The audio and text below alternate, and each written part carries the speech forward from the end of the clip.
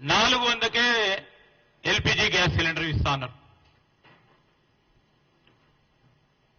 మేము చెప్తే సామాజిక పెన్షన్ల భద్రతకు సంబంధించిన పెంపు చేస్తామంటే మీరు మాకంటే ₹1 పెంచేందుకు ప్రయత్నం చేసే మేనిఫెస్టోలో పెట్టారు.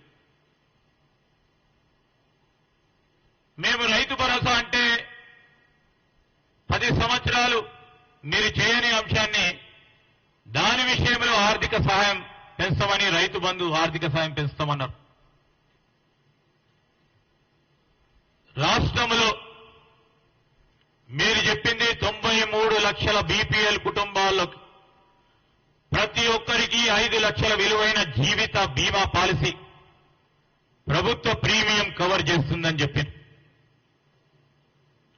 సామాజిక భద్రత పెన్షన్ కు సంబంధించి 2016 నుంచి 5,000 వరకు చేస్తామని చెప్పారు. దీన్ని 5 ఏళ్లుగా క్రమంగా పెంచుతామని చెప్పారు. దివ్యాంగులకి 6,016 వరకు పెంచుతామని చెప్పారు. ఆరోగ్య బీమా కవరేజీని కూడా పెంచుతామని చెప్పారు. ప్రభుత్వం ఏర్పడిన 6 నుంచి 7 నెలల తర్వాత ప్రభుత్వం ఏర్పడ్డ తర్వాత పాత్రికేయ మిత్రులు యావత్ తెలంగాణ ప్రజలందరినీ కూడా కోరుతా ఉన్నా, వారు మేనిఫెస్టోలో చెప్పింది ప్రభుత్వం ఏర్పడ్డ తర్వాత 6 నుంచి 7 నెలల తర్వాత బీఆర్ఎస్ హామీలు కార్యరూపం దాలుస్తాయని చెప్పారు. 2018లో ఇంతకుముందు చెప్పినట్టు మేనిఫెస్టోలో పొందుపరిచిన తమ ప్రభుత్వం 90% సామాజిక కార్యక్రమాలను నిర్వహించడం జరిగిందని చెప్పిండ్రు. వాస్తవం ఎంత ఉందో ప్రజలు గమనించిన కనుకనే మార్పు కోరిండ్రు. మీరు చెప్పిండ్రు 2023 మేనిఫెస్టోలో రెసిడెన్షియల్ జూనియర్ కాలేజీలన్నింటిని కూడా డిగ్రీ కళాశాలలుగా మారుస్తామని. ఈ రోజు మేము చెప్తా ఉన్నాం, తెలంగాణకి 6 నుంచి 7 లక్షల కోట్ల రూపాయలు అప్పులో ముంచి ప్రభుత్వాన్ని దివాలా తీసేలా బీఆర్ఎస్ ప్రజల సంబంధించిన అనేక సమస్యలను చెత్తబుట్టలో విసిరేసిన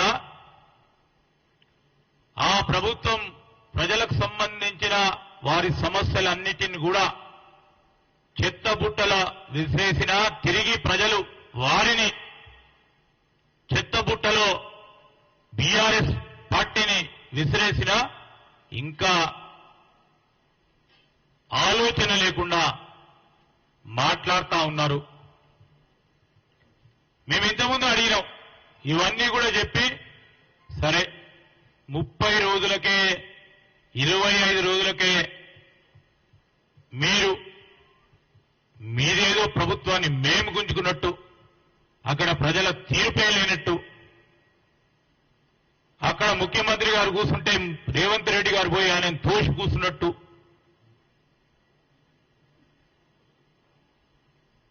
ఈ విధమైన ప్రవర్తన చూపెట్టకుండా మీరు చేస్తా ఉన్న అనేక ఆరోపణలకు సంబంధించి మేం మేనిఫెస్టోలో పెట్టిన ప్రతి అంశాన్ని కూడా ఆనాడు కాళేశ్వరం ప్రాజెక్టుకు సంబంధించిన అవినీతి ఉంది,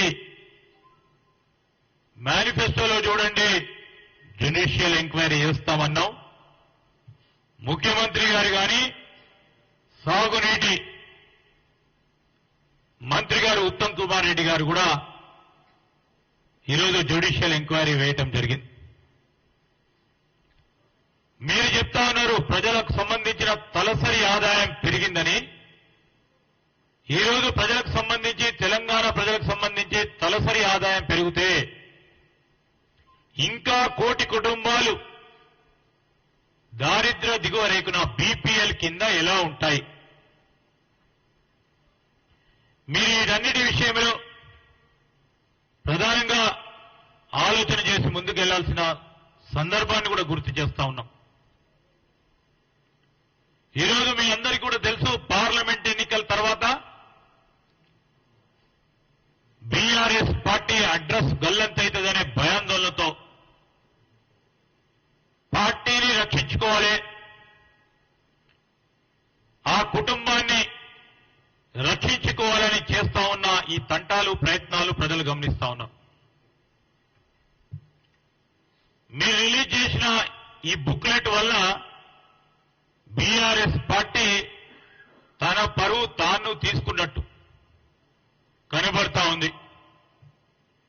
ఈరోజు పార్లమెంట్ లో బీఆర్ఎస్ పార్టీ తరఫున పోటీ చేసే అభ్యర్థులు లేకపోవడంతో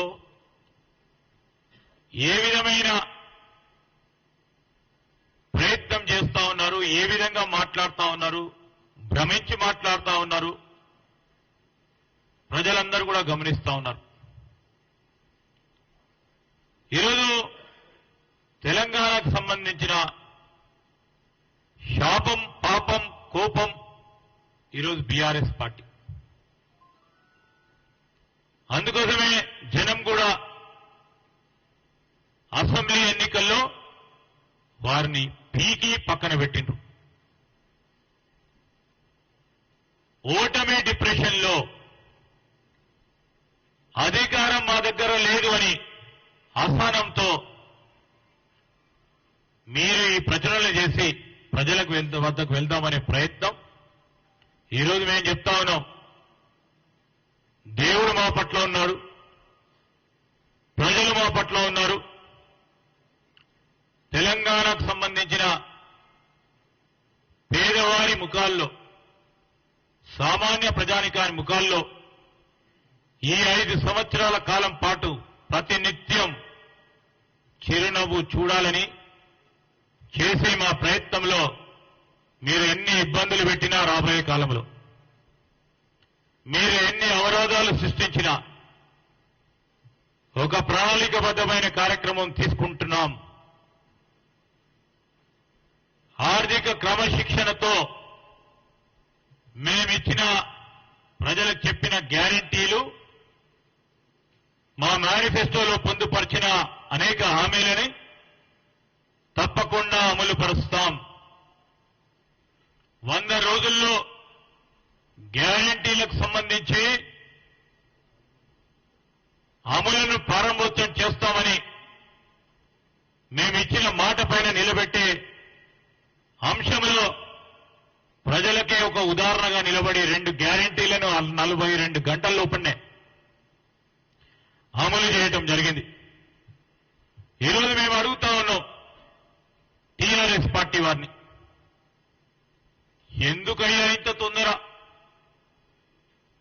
ప్రజలు ఇచ్చిన తీర్పుకు గౌరవించాల్సిన బాధ్యత మీకు లేదా?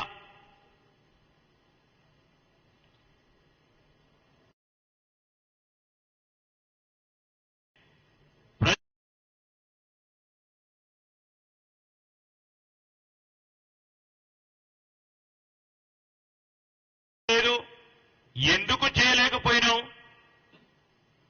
అని బేరీజు చేసుకోవాల్సిన సందర్భము, సమయంలో మా మేనిఫెస్టోలో పెట్టిన గ్యారంటీలను, హామీలను పై విరుచుకుపడే సమయంలో మీ పార్టీని చక్కదిద్దుకునే ప్రయత్నం చేయండి. ఇప్పటికైనా ప్రతిపక్షం అంటే కూడా ఆ పాత్రలో ఏ పాత్ర నిర్వహించాలో ఆలోచన చేయలేని, రాజకీయ డొల్లతనంతో పార్టీ పోతా ఉంటే దీనికి మీరు ప్రజలిచ్చిన తీర్పుకు క్షమాపణ చెప్పాల్సిన అవసరం ఉంటుందని మేము బీఆర్ఎస్ పార్టీ వారిని డిమాండ్ చేస్తా ఉన్నాం. ఈరోజు మేము 6.5 కోట్ల మహిళా సోదరమణులకి, ఆ అక్కలకి, చెల్లెలకి ఉచిత బస్సు ప్రయాణం విషయంలో వారు మంచిగా సంతోషంగా కుటుంబాలకు సంబంధించి ఫ్రీ బస్సు ఉంది కదా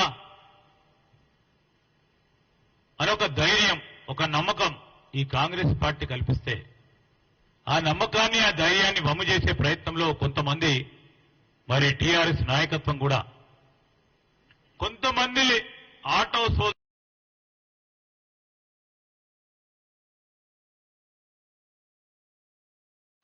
అంటే మీకు మేము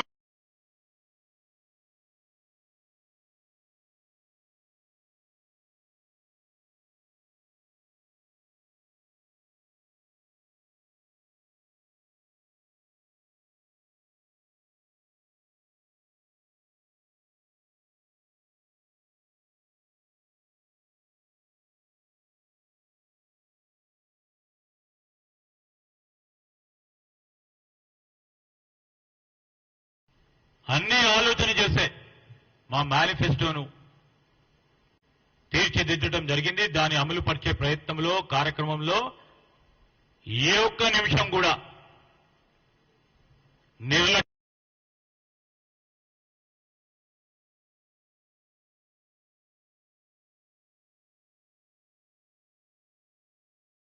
కాలయంలో వారు మేనిఫెస్టోలో పెట్టిన అనేక అంశాలను మర్చి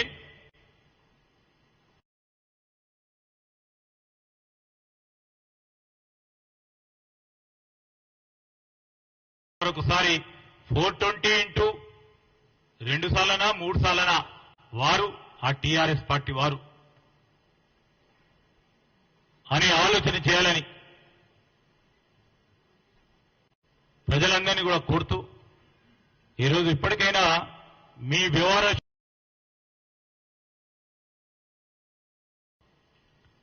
ప్రజలు కోరే మార్పులో మేము ఆ మార్పుకు నాంది పలికి ముందుకు నడుస్తున్న తరుణంలో మీ పార్టీ వ్యవహారాలకు సంబంధించి కూడా మార్పు తీసుకురండి. లేకుంటే రేపు పార్లమెంట్లో ఒక్క సీటు కూడా రాకుండా